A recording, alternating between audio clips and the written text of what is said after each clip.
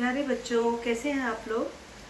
तो बच्चों, जैसा कि आपकी एक डिमांड थी, बहुत अच्छा लगा मुझे कि आरती ने बोला कि आप translate methods of teaching English भी मैम थोड़ा सा एक वीडियो बनाइए, पढ़ाइए। तो आज मैं उसी को लेकर आपके सामने उपस्थित हूँ। तो जैसे बच्चों आप देख रहे हो, यहाँ पर 5 मेथड्स के नाम मैंने लिखे हुए हैं। पहला आपका GTM grammar cum translation method है, दूसरा डायरेक्ट मेथड है, तीसरा आपका बाइलिंगुअल मेथड है, चौथा आपका ऑडियो लिंगुअल मेथड है, उसके बाद आपका लैंग्वेज इमर्शन मेथड है। ऐसे तो आपकी जो लैंग्वेज टीचिंग है उसमें आपके अप्रोचेस का भी स्थान है, मेथड्स का भी स्थान है। मेथड्स और अप्रोचेस बहुत सारी हैं, परंतु आज मैं आपके सामने सिर्फ 5 मेथड्स को डिस्कस करूंगी जो कि आपके कोई भी कॉम्पिटिटिव एग्ज़ाम हो या आपका बीएड का डीएलएड का एग्ज़ाम हो, आपके लिए कम से कम बेनिफिशियल हो। ओके, तो आज यहीं से हम लोग शुरुआत करते हैं। सबसे पहले हम लोग कौन से मेथड के बारे में बात करेंगे? हम लोग ग्रामर कम ट्रांसलेशन मेथड के बारे में बात करेंगे। तो अगर हम इसकी बात करें तो यहाँ पर जो है आपका ट्रांसलेशन जो कम ग्रामर मेथड है, इसको हम लोग ओल्ड क्लासिक मेथड भी बोलते हैं, इसको ट्रेडिशनल मेथड भी बोलते हैं, साथ के साथ हम इसको पर्शियन मेथड भी बोलते हैं। और इसमें जो इसको आप इस तरह याद कर सकते हैं: old method, classic method, traditional method, Persian method. इसको OCTP याद करिए ताकि आपको याद रहेगा जब आप लिखेंगे इसके बारे में। पहला चीज। दूसरा चीज अगर मैं आपको यहाँ पर बताऊं कि आपने जैसे देखा ग्रामर कम ट्रांसलेशन में, जैसा इसका नाम है, तो इसकी शुरुआत किससे होती है? इसकी शुरुआत आपकी जो होती है वो रीडिंग से और ग्रामर से होती है। इसकी बिगिनिंग की क्या है? Reading and grammar. यानी कि आपको व्याकरण का अच्छे से ज्ञान होना चाहिए और आपके रीडिंग पार्ट जो है वो स्ट्रॉन्ग होना चाहिए। यहाँ पर no importance of pronunciation. Pronunciation यानी कि उच्चारण को इतनी महत्वता ग्रामर कम ट्रांसलेशन मेथड में नहीं दी जाती है। अब यहाँ पर क्या है कि जो टारगेट लैंग्वेज की बात हम करें, जो टारगेट लैंग्वेज, ऑब्वियसली अगर आप बात कर रहे हैं यहाँ पर टारगेट लैंग्वेज जो है उसको टारगेट लैंग्वेज में ही इसको ट्रांसलेशन किया जाता है या फिर टारगेट लैंग्वेज को ट्रांसलेशन करके सीखा जाता है। और यहाँ पर जो है प्राकृतिक रूप से जो है उसको सीखना जो है वो थोड़ा सा मुश्किल हो जाता है ना। अच्छा, यहाँ पर जो है रीडिंग पे और राइटिंग पे, वोकैबुलरी पे जोर दिया जाता है। रीडिंग पे, राइटिंग पे और वोकैबुलरी भी, शब्दकोश, वोकैबुलरी का भी इसमें बहुत महत्वपूर्ण स्थान है। किसमें? ग्रामर कम ट्रांसलेशन मेथड में। और अगर हम इसको पर जोर है, पर अगर इसको प्राकृतिक रूप से बोले तो वो थोड़ा सा मुश्किल है, क्योंकि आप प्राकृतिक रूप से इसको नहीं सीख सकते। यहाँ पर जहाँ पर ज़्यादा यूज़ क्या होता है? ज़्यादा यूज़ मदर टंग का होता है, यानी कि मातृभाषा का। और लेस यूज़ किसका होता है? टारगेट लैंग्वेज का। यानी कि टारगेट लैंग्वेज कौन सी? आप जैसे आप इंग्लिश सीख रहे हैं तो टारगेट लैंग्वेज आपकी इंग्लिश हो गई। तो यहाँ पे टारगेट लैंग्वेज का जो है वो कम इस्तेमाल होता है ग्रामर कम ट्रांसलेशन मेथड में, पर यहाँ पर अगर आप देखेंगे तो मदर टंग का जो इस्तेमाल है वो ज़्यादा होता है। ठीक है, तो बच्चों आपको ये कुछ चीज़ें आपको याद रखनी है। हालांकि जैसे आप जैसे कॉम्प्रीहेंशन की आपको समझ है, पर आपको आपके पास स्किल भी है, लिसनिंग, स्पीकिंग, रीडिंग, राइटिंग, पर आप में अगर अनुवाद की कला नहीं है तो इस मेथड के द्वारा आपके लिए थोड़ा सा सीखना मुश्किल हो जाता है। इसलिए टीचर क्या करती है, ये जो हमारा सबसे पुराना प्राकृतिक मेथड है कि जो भी भाषा सिखानी है उसको अनुवाद के रूप में सिखाई जाए, है ना। अब यहाँ पर अगर हम ये बात करें, ये तो हो गया कि मेथड में ग्रामर कम ट्रांसलेशन मेथड होता क्या है। अब यहाँ पर इसके क्या लाभ है? अगर बात करें लाभ की, तो ये जो मेथड है ये आपका मेथड में आपको बच्चा जो है, बच्चे को मातृभाषा में का ज़्यादा इस्तेमाल होता है, इसलिए बच्चे को इसमें रुचि रहती है, इंटरेस्ट रहता है। अच्छा, उसके बाद में अगर हम बात करेंगे कि बच्चा अगर मदर टंग से सीख रहा है, मदर टंग का ज़्यादा टीचर यूज़ कर रही है, तो उसको टीचर को कॉन्सेप्ट समझाने में ज़्यादा समय नहीं लगता है, तो टीचर की थोड़ी एनर्जी बचती है, it save the energy of the teacher. पर अगर हम इसकी बात करें लिमिटेशंस की कि इसकी हाँ मतलब जैसे कि इसमें क्या क्या कमियां हो सकती हैं, तो यहाँ पर अगर बात करें कि स्पोकन वे जो है में टारगेट लैंग्वेज को समझना मुश्किल है। यानी कि अगर हम बोलते स्पीकिंग पार्ट पे अगर हम ज़्यादा इसमें अगर ध्यान दे देंगे ना, तो स्पीकिंग पार्ट में बच्चा टीचर अगर बोल के उसको सिखा रही है और ज़्यादा स्पीकिंग पार्ट का इस्तेमाल हो रहा है, स्पीकिंग स्किल का इस्तेमाल हो रहा है, तो ये जो टारगेट लैंग्वेज है इसको थोड़ा सा समझना क्या हो जाएगा, मुश्किल हो जाएगा, क्योंकि इसमें स्पीकिंग पे फोकस नहीं है। No focus on speaking in GTM यानी कि ग्रामर कम ट्रांसलेशन मेथड, और proficiency in reading and writing. अब यहाँ पे किस में महारत हासिल है, प्रोफिशिएंट जो लोग प्रोफिशिएंट किस में राइटिंग और राइटिंग में, उनके लिए क्या है, ये टारगेट लैंग्वेज को सीखना क्या हो जाता है, इजी हो जाता है। ठीक है, कि अगर कितना भी स्पीकिंग पार्ट स्ट्रांग है या कॉम्प्रीहेंशन की समझ भी है, फिर भी जो है इसमें आपको क्या पड़ती है, इम्प्रूवमेंट की ज़रूरत पड़ती है। ठीक है, और ये तो हुआ बच्चों आपका ग्रामर कम ट्रांसलेशन मेथड। अब अगर हम अगले मेथड की बात करें, जैसे मैंने आपको बताया था, अगला मेथड है आपका डायरेक्ट मेथड। डायरेक्ट मेथड में अगर हम बात करेंगे कि डायरेक्ट मेथड से आप क्या समझते हो, तो डायरेक्ट मेथड मीन्स कि सीधा, इसमें कोई भी भाषा दूसरी का हस्तक्षेप नहीं है। Direct method, no interference of other language, यानी कि इसमें कोई भी हस्तक्षेप दूसरी भाषा का नहीं होता है। सीधा ही बच्चे को जो नेचुरली प्राकृतिक रूप से क्या सिखाई जाती है, टारगेट लैंग्वेज। और इस जो डायरेक्ट मेथड है इसको हम लोग रिफॉर्म्ड मेथड भी बोलते हैं, इसको हम लोग नेचुरल मेथड भी बोलते हैं, और ये जस्ट अपोजिट है किसका, ग्रामर मेथड का, क्योंकि इसमें मातृभाषा का स्थान ही नहीं है, इसमें तो खुद से करके सीखना है। और यहाँ पे जो ज़्यादातर अटेंशन किस पे है, स्पीकिंग एंड लिसनिंग स्किल की यहाँ ज़रूरत है। किसमें, डायरेक्ट मेथड से अगर टीचर को बच्चे को सिखाना है या लर्नर को सीखना है, तो स्पीकिंग और लिसनिंग की यहाँ पर ज़्यादा ज़रूरत है।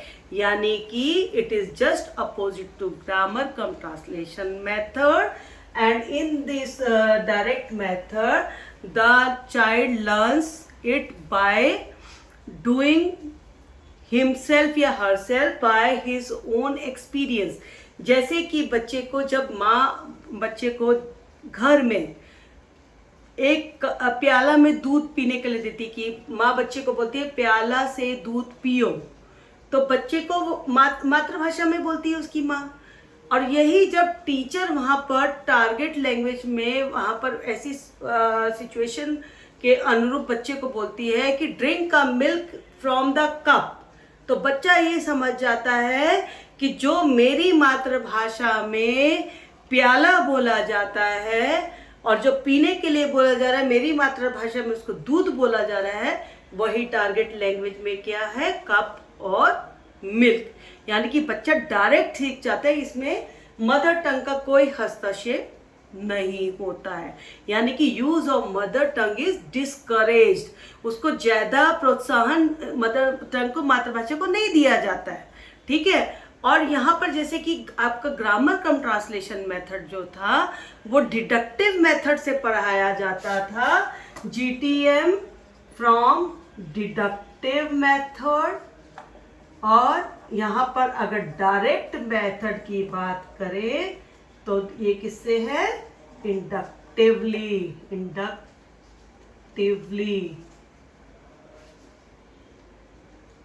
ठीक है। यहाँ पे इंडक्टिव मेथड का ज़्यादा इस्तेमाल होता है और इनडायरेक्टली सिखाया जाता है, ठीक है। यहाँ पे कि कोई मतलब कि जो ग्रामर है वो इंडक्टिवली सिखाई जाती है और क्या है, इनडायरेक्टली सिखाई जाती है, यानी कि ग्रामर बच्चा अपने आप अपने ओन एक्सपीरियंस से ही सीख जाता है, ठीक है। अब यहाँ पर ज़्यादातर किसका यूज होता है डायरेक्ट मेथड में? पिक्चर्स का यूज होता है, ऑब्जेक्ट्स का यूज होता है, एक्शंस का यूज होता है, ठीक है। और यहाँ पर क्या जो आपके जो लर्निंग होती है that goes from concrete to abstract, ठीक है। ये आपको याद रखना डायरेक्ट मेथड में कि डायरेक्ट मेथड में क्या किया जाता है। अगर हम इसकी डायरेक्ट मेथड की अगर हम बात करेंगे अभी आगे, तो डायरेक्ट मेथड में आपके इसके क्या लाभ है, अगर डायरेक्ट मेथड की बात करें तो डायरेक्ट मेथड के क्या क्या लाभ है, अब हम इस पे डिस्कशन करेंगे कि what are the merits of direct method, ठीक है। तो अगर हम डायरेक्ट मेथड की बात करते हैं, इसमें तो टाइम सेविंग है, एनर्जी सेविंग है, टीचर का एनर्जी सेव हो जाता है, टीचर का जो है वो टाइम सेव हो जाता है। अच्छा, it makes peoples to think in English, की बच्चे इंग्लिश में ही सीखते हैं क्योंकि उनको टारगेट लैंग्वेज में ही सीखना है, टारगेट लैंग्वेज में ही डायरेक्ट से खुद के ओन एक्सपीरियंस से सीखना है। उसके बाद में यहाँ पे क्या है कि ये मेथड बहुत इंटरेस्टिंग है because it is full of activity, क्योंकि इसमें बहुत सारी एक्टिविटीज़ कराई जाती हैं। उसके बाद ये सबसे बड़ी बात है कि जो डायरेक्ट मेथड है it covers the main M of English teaching, okay. अगर हम चैंपियन की बात करें तो ये पूरा मेन कवर कर देता है जो भी टारगेट होता है इंग्लिश का, कि इंग्लिश क्यों पढ़ा रहे हैं। To enable peoples to express his feelings, यानी कि यहाँ पे बच्चे को पूरा डायरेक्टली अपनी फीलिंग्स और थॉट्स को एक्सप्रेस करने का पूरा भरपूर प्लेटफॉर्म मिलता है, ओके। और यहाँ पर अगर हम बात करेंगे जैसे कि ये जो मेथड जो है, ये मेथड जो है ज़्यादातर ओरल वर्क पे एम्फोसिस करता है, प्रोनाउंसिएशन पे एम्फोसिस करता है। जैसे कि ग्रामर कम ट्रांसलेशन मेथड में प्रोनाउंसिएशन पे इतना ध्यान नहीं रखा जाता था, और पर यहाँ पर जो है ज़्यादा जोर किस पे है, प्रोनाउंसिएशन पे है। उसके बाद अगर हम बात करेंगे अंडरस्टैंडिंग इंग्लिश बिकम्स ईजियर, अब यहाँ पर इंग्लिश को सीखना ईजी हो जाता है, ठीक है। अच्छा, पैसिव वोकैबुलरी जो है वो एक्टिव वोकैबुलरी में आ जाती है। जो बच्चा कभी कभी जिस लैंग्वेज को वोकैबुलरी शब्दकोश का इस्तेमाल करता था, यहाँ पर बच्चा क्या करता है, एक्टिवली इस्तेमाल करता है। ये चीज़ का ध्यान में रखना। अब अगर हम इसकी डीमेरिट्स की बात करें तो जैसा कि आप पी गुरे जो हैं उनके अनुसार अगर बात करें या डॉक्टर वेस्ट के की बात करें तो वो they does not regard it as a method, वो इसको मेथड को मानते ही नहीं है। वो ये सोचते हैं कि this is a principle only, ये सिर्फ एक सिद्धांत है, डायरेक्ट मेथड जो एक सिद्धांत है which can be use along with some method. इसको अकेले डायरेक्ट मेथड को इस्तेमाल नहीं किया जा सकता है, समझ में आया बात को। ये इसकी जो है एक तरह की खामियां हैं। उसके बाद अगर हम बात करेंगे कि ये जो मेथड है, ये कौन सा method, direct method, this method ignores reading and writing aspect of language learning. यहाँ पे जो रीडिंग और राइटिंग का तो स्थान ज़्यादा है ही नहीं, क्योंकि स्पीकिंग और लिसनिंग पे ज़्यादा ध्यान दिया जाता है, तो ये भी इसकी एक हानि हो जाती है। इसमें जो ग्रामर जो है, जो सबसे इम्पोर्टेंट पार्ट है, डायरेक्ट मेथड में वो पढ़ाया ही नहीं जाता है, ठीक है। अब यहाँ पर ये भी एक पॉसिबिलिटी हो सकती है कि meaning that the teacher wants to convey, जो भी टीचर एक मीनिंग को कन्वे करना चाह रही है वो एक तरह से क्या रह जाता है, क्वाइट रह जाता है, समझ में, क्वाइट डिफरेंट हो जाता है, यानी कि वो थोड़ा सा अलग हो जाता है। मान लो कि जो चीज़ हिंदी में जो एक किसी भी हम लोग शब्द को हिंदी में बोलते हैं, हो सकता है कि इंग्लिश में उसका मीनिंग थोड़ा डिफरेंट हो जाए, तो यहाँ पर एक ये भी बहुत बड़ी समस्या आती है।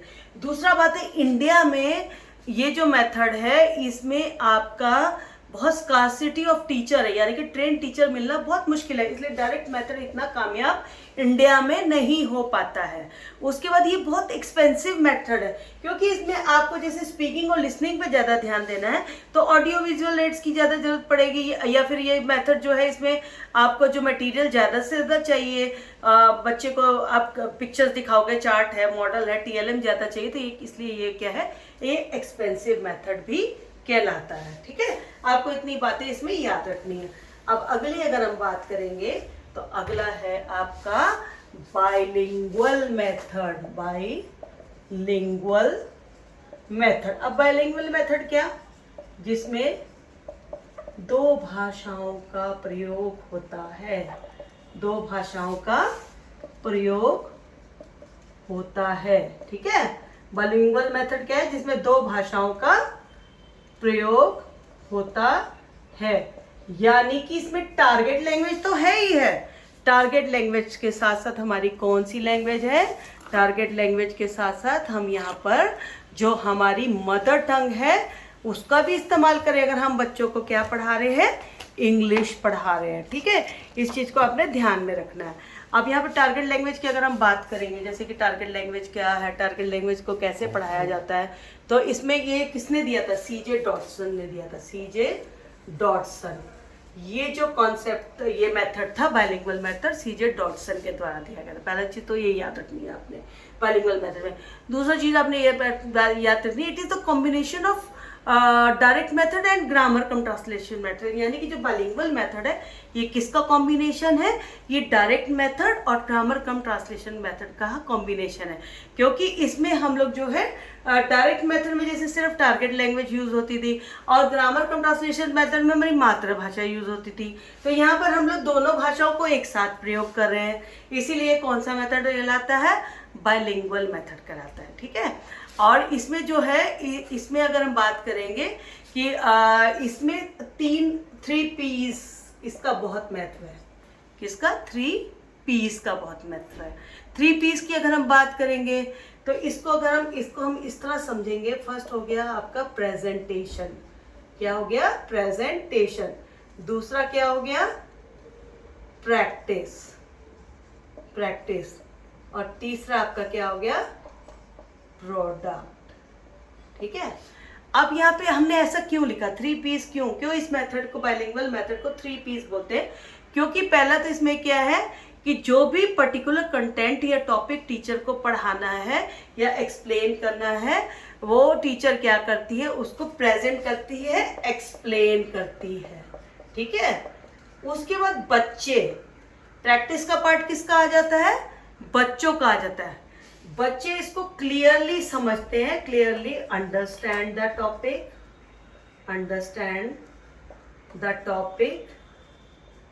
And practice hard. बच्चे इसको अच्छी तरह समझते हैं और फिर इसकी क्या? बहुत हार्ड प्रैक्टिस करते हैं। तब तक प्रैक्टिस करते हैं जब तक वो जो भाषा को वो सीखना चाह रहे हैं, टारगेट लैंग्वेज, उनको पूरी तरह आ नहीं जाती है। ठीक है, प्रैक्टिस हो गया। अब जब टीचर ने अच्छी प्रेजेंटेशन दी, टीचर ने अच्छे से एक्सप्लेन कर दिया, बच्चे ने उसको अच्छी तरह प्रैक्टिस कर लिया, तो फाइनली क्या निकल के आएगा? प्रोडक्ट निकल के आएगा, यानी कि फाइनल रिजल्ट। क्या निकल के आएगा? Final result. अब फाइनल रिजल्ट में क्या आएगा कि जो भी पर्टिकुलर टॉपिक उसको सिखाया जा रहा था उसकी क्या आ जाएगी? क्लियर अंडरस्टैंडिंग, यानी कि बच्चा उसको क्लियरली सीख जाएगा, टीचर जो भी उसको सिखाना चाह रही थी।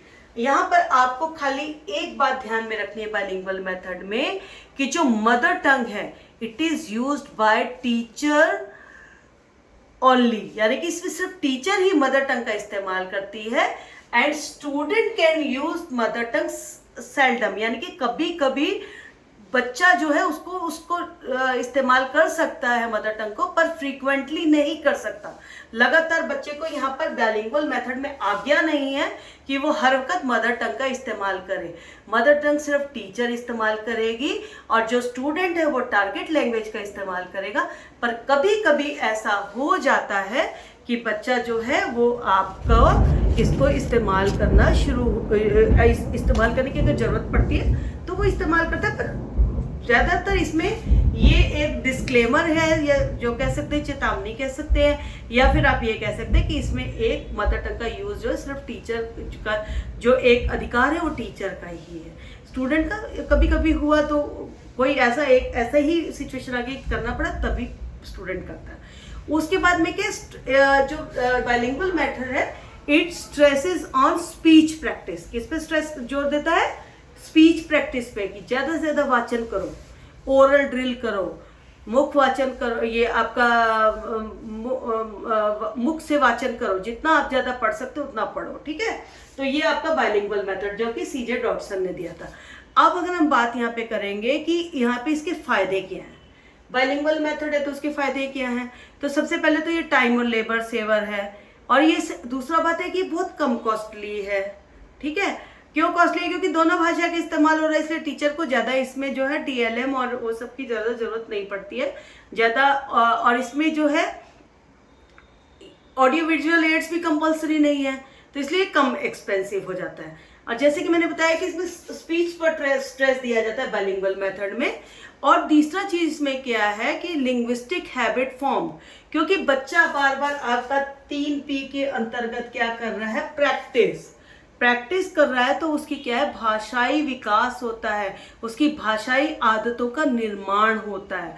Linguistic habits are form in bilingual when teacher is using bilingual method, linguistic habits are formed to किसकी फॉर्म होती है, स्टूडेंट की, ये ध्यान में रखना।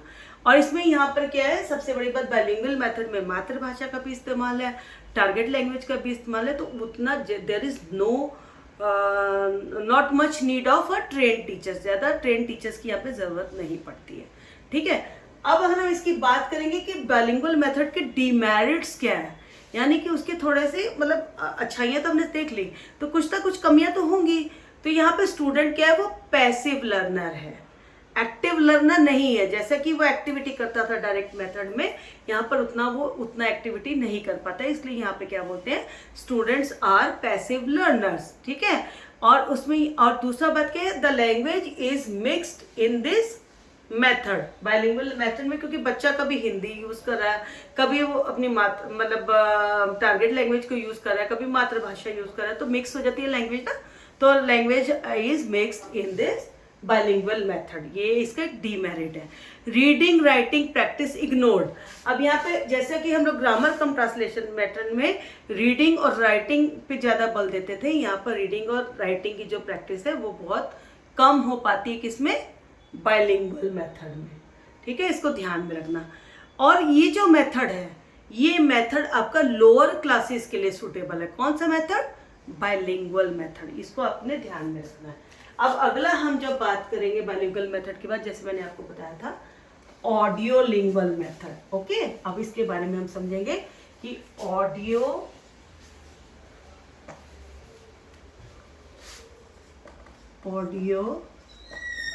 Lingual method of teaching English.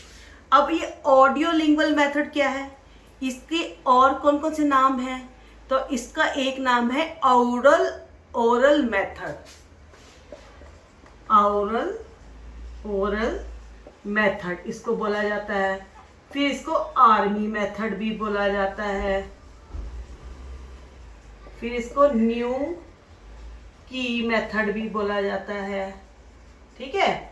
अब यहाँ पर इसको जैसे हमने बताया आपको कि आर्मी मेथड भी है, न्यू की मेथड भी है, ओरल मेथड भी है। अब ऐसा क्यों बोला गया, देखिए, आर्मी मेथड इसलिए बोला जाता है कि जब सेकेंड वर्ल्ड वॉर हुई थी, तो उस समय जर्मन, फ्रेंच या इंग्लिश, इस तरह की जो लैंग्वेजेस को सिखाना था, तो क्योंकि आर्मी में तो सब तरह के लोग भर्ती हुए, उनकी अपनी अपनी भाषा थी, उनको और दूसरी भाषा सिखाने के लिए क्या जरूरत पड़ी, एक ऐसे मेथड की जरूरत पड़ी जिसके द्वारा भिन्न भिन्न भाषाओं को सिखाया जा सके और बहुत जल्दी और इजीली। इसीलिए उसको, इस मेथड को क्या नाम दिया, सेकेंड वर्ल्ड वॉर के दौरान आर्मी मेथड का नाम दिया गया। अब इसको हम लोग आर्मी मेथड क्यों बोलते हैं, ये तो मैंने बताया आपको। इसके बाद न्यू की मेथड है, ओरल मेथड क्यों है, क्योंकि in this teaching method, listening and speaking is required, यानी कि यहाँ पर listening and speaking, यानी कि ओरल पे ज़्यादा ध्यान दिया जाता है। अच्छा, ये मेथड जो है ये इंग्लिश टू इंग्लिश मेथड है, ठीक है। यहाँ पर मदर टंग का यूज ऑडियो लिंगुअल मेथड में नहीं होता। इंग्लिश टू इंग्लिश या target to target, English to English language, ठीक है। इसको याद रखना कि ऑडियो लिंगुअल मेथड जो है, इसमें इंग्लिश टू इंग्लिश ये मेथड है, यानी कि इंग्लिश से इंग्लिश भाषा का इस्तेमाल होता है, या target language to target language. No use of mother tongue is allowed, ठीक है। And teacher teach by dialogue, यानी कि टीचर जो है वाक्यांशों के द्वारा डायलॉग्स का जो बहुत महत्वपूर्ण स्थान है किसमें, ऑडियो लिंगुअल मेथड में।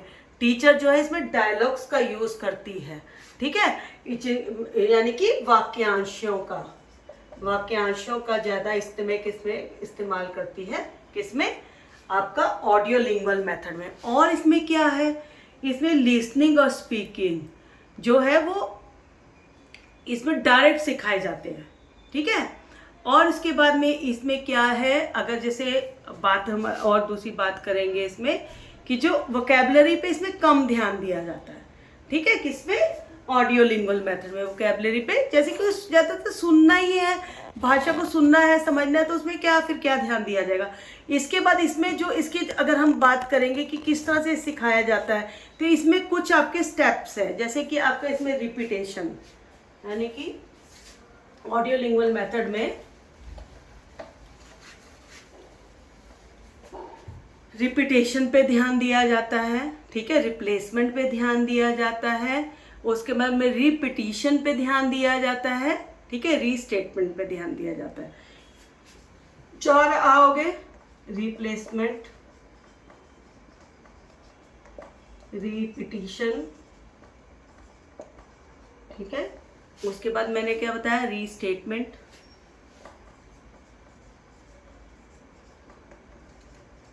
और लास्ट में क्या आ गया हमारा, रिपीटेशन हो गया, रीस्टेटमेंट हो गया, रिप्लेसमेंट हो गया, और क्या हो गया, इसमें आपका अगर हम नेक्स्ट बात करेंगे, अगर रीस्टेटमेंट की बात करेंगे तो ये क्या है, पुनर्कथन, कि बार बार वही कथा को कहना और करना।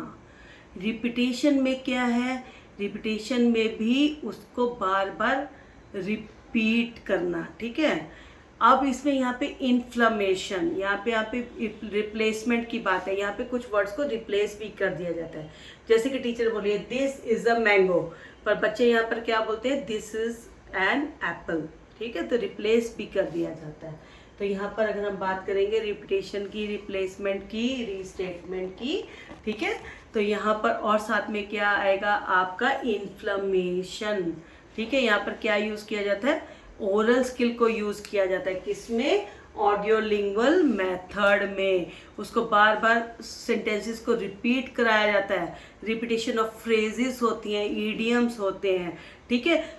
यहाँ पर साथ के साथ क्या होता है, ज़्यादा जो फोकस होता है, ये आपका जो डायरेक्ट मेथड है उसमें डू नॉट फोकस ऑन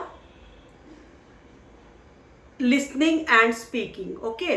अब यहाँ पर बच्चे क्या करते हैं, इसमें अगर हम बात करेंगे कि स्टूडेंट्स जो है उनको एडवाइस किया जाता है कि आप लाइन बाय लाइन इसको याद करो, ठीक है, और इसको कॉपी करो, जैसा टीचर बोल रही है ऑडियो लिंगुअल में वैसा ही आप बोलो, जो आप सुन रहे हो वैसा ही आप इसको इमिटेट करो, इसको इसी तरह से आप सीखो, उसी को कॉपी करो। अब इसमें क्या है, राइटिंग और स्पीकिंग पे ज़्यादा ध्यान है कि आप जो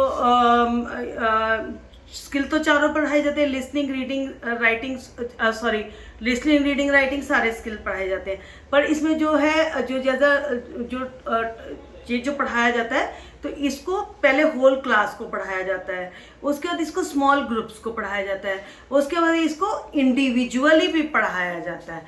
and it focuses on what, it focuses on listening and speaking, यानी कि आप लिसन करो और बोलो, इसीलिए इसको क्या बोला जाता है, ऑडियो लिंगुअल मेथड बोला जाता है, ठीक है। अब इसके बाद हमने जो नेक्स्ट हमारा मेथड था वो था लैंग्वेज इमर्शन मेथड, यानी कि डूब जाना, यानी कि जो भी आप भाषा सीख रहे हो उसके अंदर आप एकदम रच जाओ, बस जाओ, डूब जाओ, यानी कि आप एकदम उसको अपने अंदर धारण कर लो। यहाँ पर टीचर क्या करती है, teacher allows to do activity and subject study in target language